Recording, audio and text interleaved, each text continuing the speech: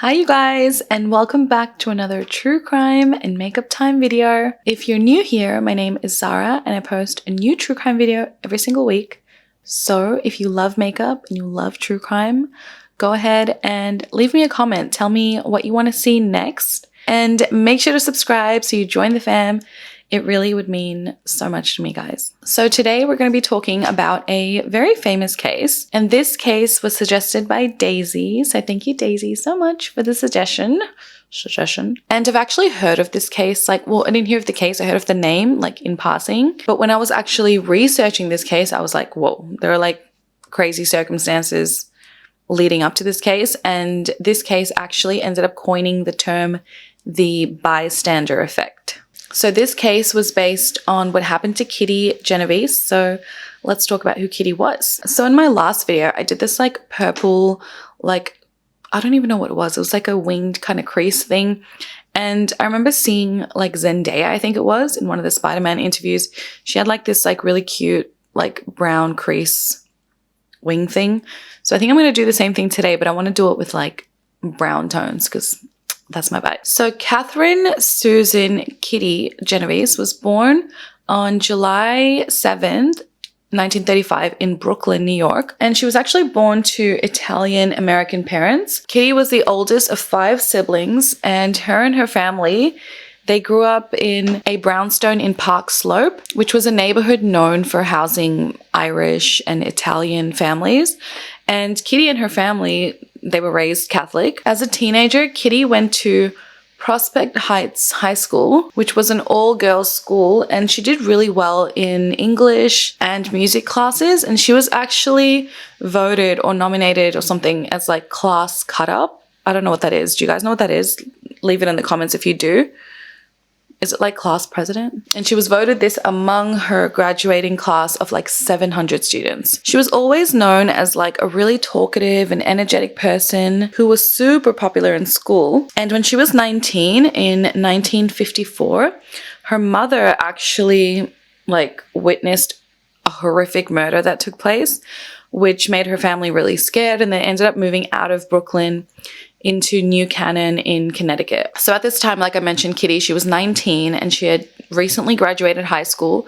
But when her whole family ended up moving to Connecticut, she was like, I'm not going to follow you guys. She decided she wanted to stay in the city, in New York City, with her grandparents because she was actually preparing for her upcoming wedding to her fiance, Rocco Anthony Fazzolari.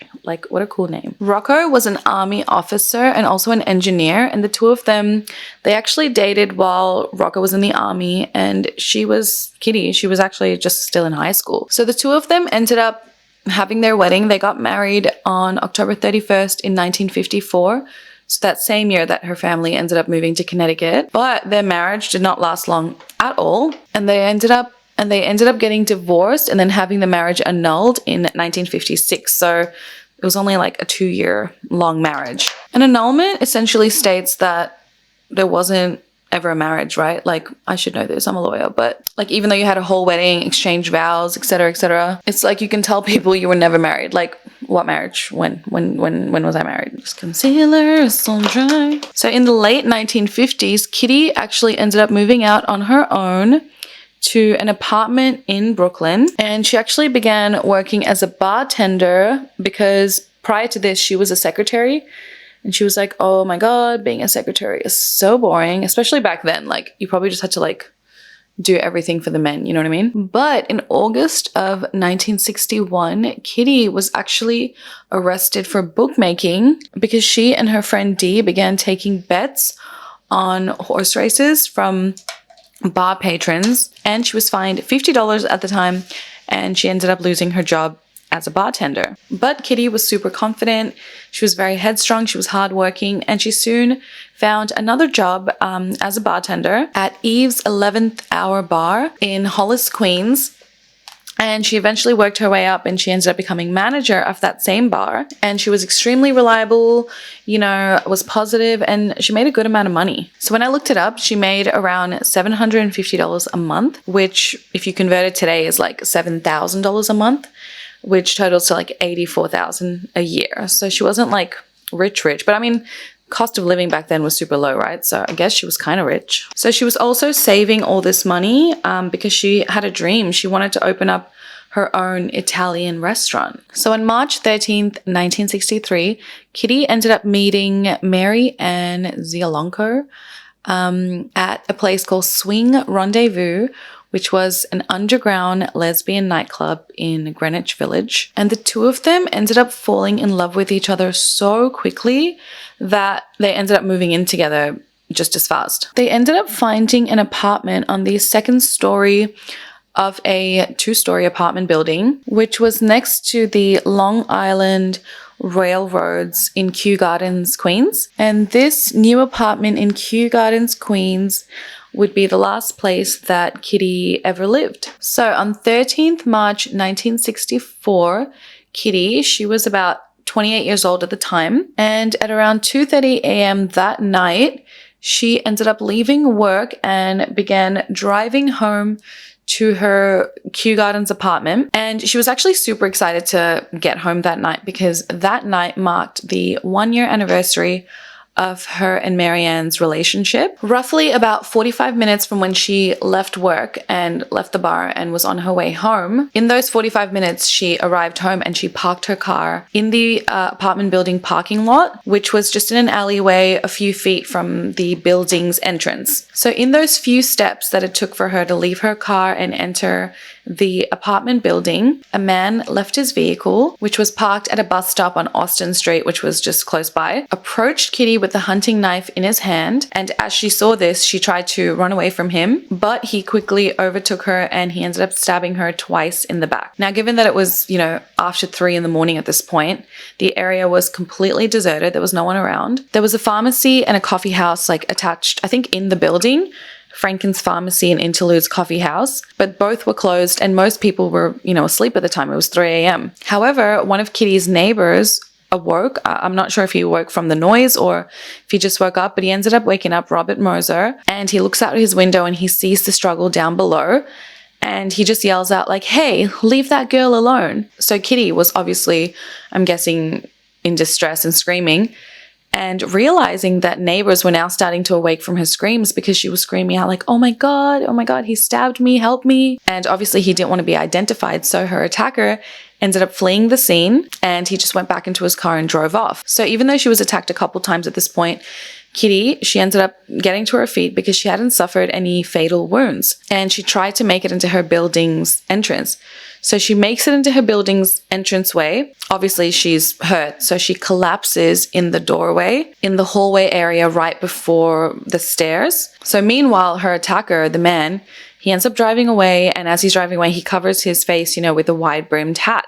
But for some reason, he returns just 10 minutes later, and he goes into the building and he finds Kitty laying there unconscious in the hallway. And this hallway was near the back of the building, it wasn't at the street entrance. So now at this point, they're out of sight. Kitty's barely conscious. They're out of sight from, neighbors and any street views. So what does this man do? He ends up repeatedly attacking her with the knife multiple times. He ends up sexually assaulting her and then stealing $49 from her. So then about 30 minutes from the beginning of the attack, so when he first approached Kitty, he ends up fleeing the scene and he left Kitty there unconscious.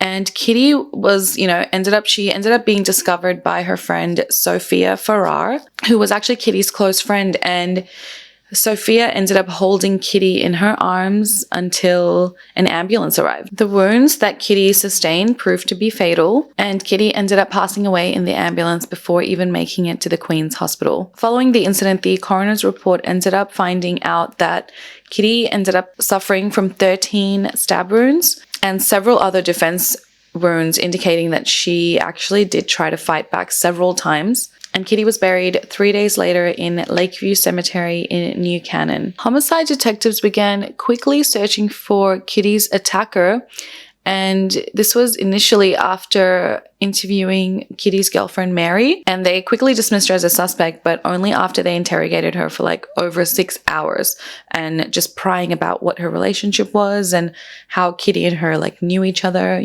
things like that, because I'm guessing a lesbian relationship back then wasn't very common. Just 6 days after Kitty's murder, A man named Winston Mosley, he was 29 years old, was arrested for a suspected robbery in Ozone Park in Queens after a television set was found in the trunk of his car. And the car that he drove was a white Chevrolet Corvair. Winston's car was searched after a local man named Raul. He saw Winston putting the TV into the trunk of his car and like moving it out from a home. And it was a neighbor's home. So he questioned Winston, who ended up claiming to be this removal worker for the neighbor. However, this Raul guy, he ends up asking another neighbor like, oh, are these neighbors moving? There's a removalist here. This other neighbor, Jack, was like, no, these guys aren't moving. So then Raul ended up calling the police after getting confirmation of the same. So the other neighbor, Jack, he ended up disabling Winston's car so that Winston couldn't drive away while they were waiting for the police. So when a detective was questioning him, he remembered that the same car, like the same color car and description, was seen near the scene of the crime for Kitty's murder. It was later revealed that on the night of Kitty's attack, Winston first spotted Kitty at a traffic light stop on Hoover Avenue while he was just parked sitting in his car, his white Chevrolet Corvair. Winston was a 29-year-old man who punched data cards for a business machine company, and he ended up leaving his wife and 2 sons at home that night in their South Ozone Park home in Queens, and he left his home at around 1 a.m. that night. And this guy, this loser guy, he ended up leaving his family at home to drive around at night with his hunting knife looking for a victim. And sadly, just as he was about to give up and go home, he saw Kitty returning home at around 3 a.m. According to the police, Winston just gave a full and detailed confession about how he, attacked and sexually assaulted Kitty. And if that wasn't enough, he ended up, further confessing to doing this to multiple other women. Winston confessed to a total of 3 murders, including one of Annie Mae Johnson, who had been shot and burned to death in her South Ozone Park apartment, obviously the same area where he lived, with his wife and 2 kids. And Barbara Kralik, who was only 15, who had been stabbed in her parents' apartment in Springfield Gardens the previous July. Both women were also sexually assaulted. Despite Winston's free and clear admission and knowledge of these 2 attacks, the police never ended up taking any formal statements or any details down, and Winston was never charged for the, murders of Annie and Barbara. So as it turned out, the police already ended up getting a confession for Barbara's murder from another man. And, it was done. Like, they were like, why should we do some more work? It seems like the detectives just didn't want to do any further work. And I'm no detective, but it seems like the work was already done for them. Like, this guy was confessing. But they already had a confession, right? So this new confession from Winston was like, like when you're doing your homework and you finish it all and you're like, it's all done. I'm done for the day. And then someone comes to you and goes, hey, you actually got this part wrong. Like, this whole answer is wrong. This is the correct answer. You need to redo this little bit right here. And you're basically like, oh, I don't wanna. Like, that's basically what the police did. So months earlier, a teenager named Alvin Mitchell, he ended up confessing to murdering Barbara. Now, he didn't just walk into the police station and just confess like, yo, I did it. The police ended up finding him. He was 18 years old at the time, and he was interrogated by police 7 times over 50 hours, after which he just ended up signing a confession written by the detectives. While he was in police custody, Alvin claimed that he was threatened and physically abused, and after he signed the confession, he quickly recanted that confession and said, I didn't do it. Alvin, not Winston, was tried for the murder of Barbara. And Winston even served as a witness for the defense. During his, on his time on the stand, he confesses to killing Barbara, but not only that, not only did he confess to killing Barbara, he provides like a step-by-step detailed account of the attack, including a detail that wasn't made public, that a small serrated steak knife was used in the attack. No one knew about that. Only the attacker would know about that. So Alvin's trial ended up resulting in a hung jury, but during a second trial, he was eventually convicted. Again, during the second trial, Winston served as a witness to the defense, but this time he didn't talk. He just said, I didn't do it, and I don't intend on going into any detail about why. So because of this, and I guess because Winston didn't want to confess again, Alvin was convicted of first-degree manslaughter. He served 12 years and 8 months in prison before being released. And he was only released because an investigator decided to help him and prove his innocence. So what was the media's reaction? Other than a super short blurb about how a Queens woman was stabbed to death in front of her home that was featured in the New York Times on March 14th, Kitty's murder received no media attention, at least in the initial, first few days following the attack. It was one of 636 murders that took place in New York City that year, and the New York Times ran 4 paragraphs on it. 2 weeks following her attack, the Times published a more extensive front page article quoting,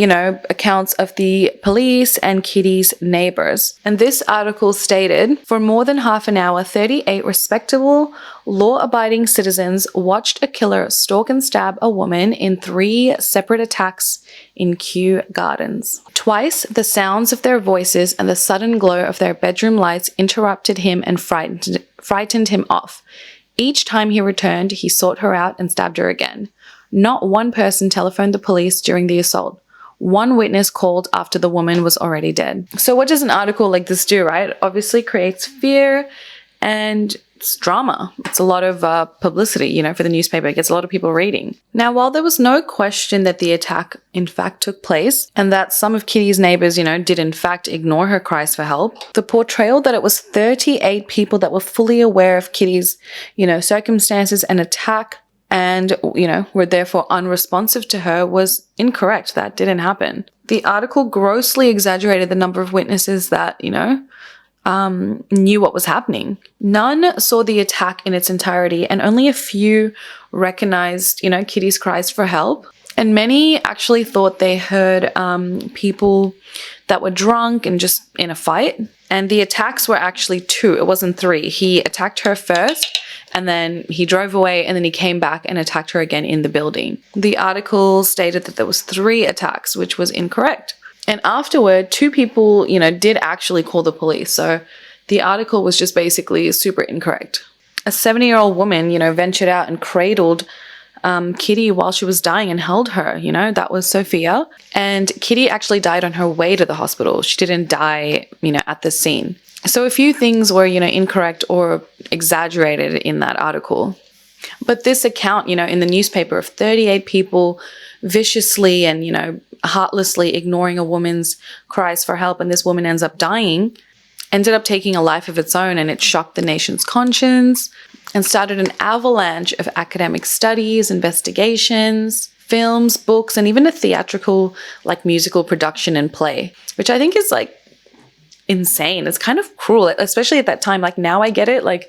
We take everything and turn it into books and movies and stuff. But back then, can you imagine watching a play about how, your family member was brutally attacked? So this case actually impacted the nation for decades, long after all, the incorrect facts were debunked and they were corrected that, she didn't die in the building and, there were people that called the police, et cetera, et cetera. And it evolved into more of a tale than a fact and basically labeled urban Americans as too fearless or callous, to call for help even when there was a life at stake. Psychologists and criminologists ended up labeling the reluctance of witnesses to involve themselves in situations as the Bystander Effect or the Kitty Genevese syndrome. And studies found that there was a diffusion of responsibility, finding that people in a crowd, in a large crowd, were less likely to step forward and actually help a victim. Some communities ended up organizing neighborhood watch patrols. And then it was found that night, a neighbor named Carl Ross, he ended up hearing, those noises. And after much deliberation with himself, he ended up cracking his door open to see what was going on. And he saw Kitty, laying on the ground, still alive and attempting to speak while Winston was continuously attacking her. And Carl, the neighbor, ended up shutting the door, calling a friend and asking the friend, "What should I do?" You call the police? Like, you're safe in your apartment. Call the goddamn police. Like, isn't that insane? Isn't that insane? I mean, I don't know. Would I do the same thing? I mean, if I'm watching a woman get stabbed, I'm going to be calling the police. Like, you know what I'm saying? But at the time, Carl, he said he was drunk and his friend told him not to do anything, like, you know, don't get involved. So Carl eventually climbs out of his window and goes to a neighbor's apartment. And then he eventually calls the police only after hearing Sophia call for help. So that was already when Kitty was so far gone. Carl's explanation of, I didn't want to get involved, ended up becoming like the famous quote for the bystander effect. So then in 1964 in New York, the emergency call for the police was later simplified, where initially I think you had to dial 0 and then you had to go through an operator and then go to like the precinct or the headquarters of the police to a central police number. And do you guys know what that number is? But the unified 911 system was not actually established until 1968, so a little while later. But up until the 1960s, there was no centralized like number for people to call for help. Like, you know what I mean? Like, you would just have to call like your local station. Wouldn't that be crazy in today's times? I did not even know that. I didn't even think about how like a specific police line number was created. You know what I mean? It's just kind of always been there. So you're kind of like, it was always there. It almost feels like 911 always existed, you know? In Australia, our like emergency number is 000. And I'm so dumb that like I'm just so used to hearing like 911 from a young age. And I remember when I was in uni, like the teacher specifically asked about something about like, you know, when you call for emergency or something like that, like it was something. And I was like so confident. I like raised my hand and I was like, duh, you just call 911. And then I answered the rest of the question and the teacher was like, that's great, but I really hope you'd call 000 because you would be waiting a very long time for 911 to help you. So yeah. And I'm pretty sure I didn't even get it because I'm so used to 911 being like, you know, the number. I poked my eye like 6 times trying to put these lashes on. Okay, so let's talk about a few inaccuracies of this case and the media hoopla surrounding it. So despite initial reports claiming that there were, you know, 38 people who, you know, saw the crime and didn't do anything about it, articles and documentaries have since been made to show another side to the story. Specifically, a 2004 article that was written, you know, by the New York Times or in the New York Times questioned several claims about that initial report that was made just 2 weeks after the attack. And then a 2007 study also demonstrated that there was actually no proof that 38 people were witnesses and just didn't do anything about it. In reality, because of the layout of the apartment and where the attacks took place, and the fact that there were 2 separate attacks on Kitty, nobody could have or did see the entire sequence of events that night. And although a dozen people, not 38 people, heard or saw some part of the attacks, they kind of thought it was more a domestic, you know, argument or, you know, lovers or drunk people fighting.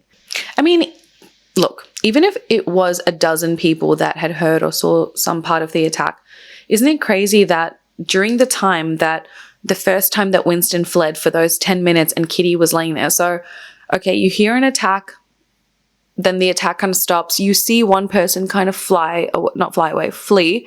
And I'm pretty sure someone would have seen that, right? No one goes to at least or like come out in the area to see what was happening to the woman or, you know, one of the people in the argument. Like, no one calls the police.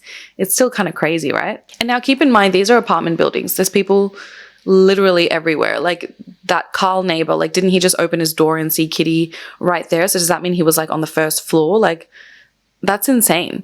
So I understand like calling the cops and leaving it for the cops to handle, but like no one wanted to help at all. It's kind of crazy. Additionally, because the initial attack actually punctured one of Kitty's lungs, it's like, was she even able to really scream that loud for help? You know what I mean? Like, I don't know, did people even hear her cries for help? And also a 2015 documentary called The Witness revealed that investigators were actually aware of the errors made in that New York Times article, like the inaccuracies written. But the author of that article, he didn't want to write that people didn't think a murder was happening and that, they just thought it was a domestic quarrel because he didn't want to ruin the story. His story, his version was that people heard someone in distress and chose not to help. It's clear that certain individuals were more concerned about constructing a certain narrative that would, optimize the story's attention as opposed to reporting about, like what really happened. And this case heavily focuses on the bystander effect. And I feel like we all have experienced this, at least in one way or another. It's a bit confusing because what do you believe? The original, reports or the clarification that it wasn't actually that many people who were ignoring cries for help? But whether it be, 38 people who ignored or 2 people who ignored, the fact that only a couple of phone calls were made to the police, like, is that enough when you live in an apartment building? The fact that, one of Kitty's neighbors yelled from that apartment building, leave her alone, and Winston fled after that, worried that more people will come down. If a couple of people had just come down just to even see what was going on, maybe not, help Kitty even, but just to be around her and be like, well, what's happening? Maybe Kitty would still be, well, no, I'm sure Kitty would still be alive today. If I'm being honest with myself, I do believe in the bystander effect. Now, obviously, I've never experienced or been a witness to, a murder or an attack, but I definitely have, when I was younger at least, witnessed people being, yelled at or threatened or just being treated poorly when I'm by myself. And honestly, I haven't done anything. Now, this probably happened when I was like between 12 to 16 years old because I used to be out a lot more at the time and like be in train stations and things like that. So you would witness a lot more things at the time. But I was probably scared and I didn't know what to do. Now, if I was in the safety of my own home and I saw something, happening outside of my home, definitely I think even as a young kid, I probably would have called for help and maybe even rallied people around me, call the neighbors, to help the person in need. But who really knows? You know what I mean? You don't know until you're in that situation. I remember one time I was driving home from the gym, and I must have been like in my early 20s, and I actually didn't have my phone on me. And I remember I was at like a stoplight kind of thing, and I was about to turn left into like the street leading up to my home. And I saw it was a red light, and I saw a woman. She was like arguing with a man in the car. It was like across the road from me. And she was arguing with the man in the car. And then she like gets out of the car and she like storms off and starts walking down like this other street. And she's almost running, like walking fast. And I see the man, like he doesn't take the left and follow her. He goes straight. And like I turned and I was kind of like concerned about it, but I didn't have my phone on me. I left my phone at home that day and I didn't know what to do. And I was like, am I being dramatic? Like, is this just a fight? Like I for sure have gotten out of the car when I was fighting with my husband or my boyfriend at the time. And I was like, I'm walking away. Like I walked off. So, but the thing is like, how you have this feeling that like something wasn't right? That's what I felt about that couple. And I didn't do anything. And I still think about it till today. Like, should I have gone home and called the police? But then you think like, what am I going to tell the police? There was a woman, she got out of the car and that's it. Like the police aren't going to come for that. But it's like, at least you tried, you know what I mean? So that's something I always think of. And now I say, if I ever saw anything, I would definitely do something, but I literally haven't seen anything, It feels so wrong, doesn't it? It feels wrong. Like you don't know what to do. And like, I don't know. Do you guys have experiences with that? So wrapping this case up, let's talk a little bit about Winston Mosley and just who he was. So he was born on March 2nd, 1935 to Fanny Mosley, and her husband, Alfonso Mosley, was not Winston's biological father. And this was actually hidden from Winston until his late childhood. His parents were often separated and he grew up a bright, like smart, but troubled boy. And Winston actually had this fascination with ants. And my brother, my middle brother, actually was obsessed with ants, like obsessed as a kid. Like he would always play with them until they bit him in various places. So Winston married his first wife, Pauline, in 1954. Then they got divorced. And then in 1961, he married his second wife, Elizabeth Grant. Winston seemed like an unlikely serial killer. He was soft-spoken, intelligent, and he had no criminal history. He was 29, a father of 2 sons, and he owned his own home in South Ozone Park. And he had a decent job, but Later, in confessions and in a testimony, he admitted that he would drive around, late at night and would stalk his victims. And, during those nights, he ended up killing 3 women, raping 8, and he committed like 30 to 40 burglaries. At the time of these crimes, 1963 and 1964, Winston's wife was a night shift hospital nurse, and his mother actually lived with the family to help take care of the sons at night. And this arrangement, with his wife working night shifts and then his mother coming to help them to look after the kids at night, allowed Winston to, go out at night and do his thing. Later, through his own confession, he admitted that on March 13, 1964, the night that the Kitty's attack took place, he was driving around for a while, and when he was about to give up at around 3:15 a.m., he encountered Kitty, the bar manager in Queens, as she was driving home from work. I'm guessing he saw her driving alone in the car and just followed her. So he followed her to her apartment parking lot where Kitty lived with her girlfriend Mary, and he followed her on foot as she was walking into her apartment building at the building's rear entrance. And when she saw him, she was frightened, so she ran. He chased her and he caught up with her near the apartment bookstore where it was really dark. And by his own account, he attacked her twice with the hunting knife in her back. Kitty began crying out, oh my God, he's hurt me, help me, help me. And he believes that this was heard by around a dozen people, but the numbers, were obviously never determined. And he said that lights turned on in the apartments and eyes began looking out. And the man who actually called out, the neighbor of Kitty's who actually called out from the window saying, hey, leave that girl alone, the first guy that actually said anything, he said he heard a girl saying, help me, and it wasn't a scream, it was more of like a cry. And when he got up and looked out his window, he saw a girl lying on her knees across the street, and a man was like bending over her, and he yelled out like, hey, what are you doing? Leave her alone. And he states that the man attacking Kitty ended up jumping up and running off like a scared little rabbit. And then he says that the woman ended up standing up and walking around into a corner. Okay, pause. So this neighbor, he yells out, he sees the girl, getting attacked, and you yell at the man flees, and you don't go down to help this woman or just see if she's okay. I understand being scared, but I would have at least woken up some of the other neighbors and gone down in a group to, help the woman. Considering I only saw one assailant, I feel like just grab the neighbors, go down and help her. Again, we don't know, right? We don't know what we do.